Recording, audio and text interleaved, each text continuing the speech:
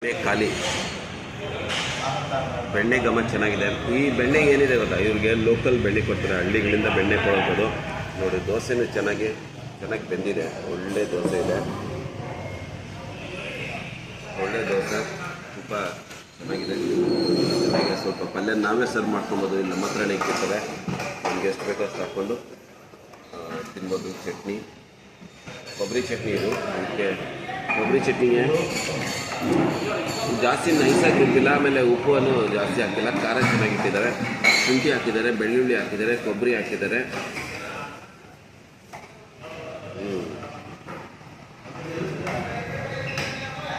ಖಾರ ಇಷ್ಟ ಆಗೋರಿಗೆ ಸಾಕಷ್ಟು ಖಾರ, ಓಪನ್ ಬೆಣ್ಣೆ ದೋಸೆ ತಿನ್ನಿ. ಖಾರ ಇಷ್ಟ ಆಗೋರು ಚೆನ್ನಾಗಿದೆ.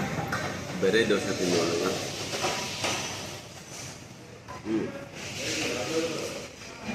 ದೋಸೆನ ನೀವು ಬಾಯಲ್ಲಿ ಇಟ್ಕೊಂಡು ನಿಮಗೆ ಗರಿಯಾಗಿ, ಇದೆಲ್ಲ ಗರಿಯಾಗಿ ಅನಿಸುತ್ತೆ. ಇದೆಲ್ಲ ತುಂಬ ಸಾಫ್ಟಾಗಿ ಒಳಗಡೆ ಎಲ್ಲನೂ ಒಳ್ಳೆ ನಿಮಗೆ ಫ್ರೆಶ್ನೆಸ್ ಕೊಡುತ್ತೆ. ಒಳ್ಳೆ ಫ್ರೆಶ್ ಆಗಿದೆ ಅಂತೇಳಿ ನಿಮಗೆ ಚೆನ್ನಾಗಿದೆ, ಸಾಕಾಗಿದೆ. ನಿಜವಾಗ್ಲೂ ಒಳ್ಳೆ ಪ್ಲೇಸು. ತಿನ್ನೋಕ್ಕೂ ಜಾಗ ಚೆನ್ನಾಗಿದೆ, ಟೀ ಕಾಫಿನೂ ಚೆನ್ನಾಗಿದೆ, ಪ್ರಶಾಂತವಾಗಿ ಕೂತ್ಕೊಂಡು ತಿನ್ಬೋದು. ಇದನ್ನೆಲ್ಲ ಬೇಗ ಫಿನಿಶ್ ಮಾಡ್ತೀವಿ.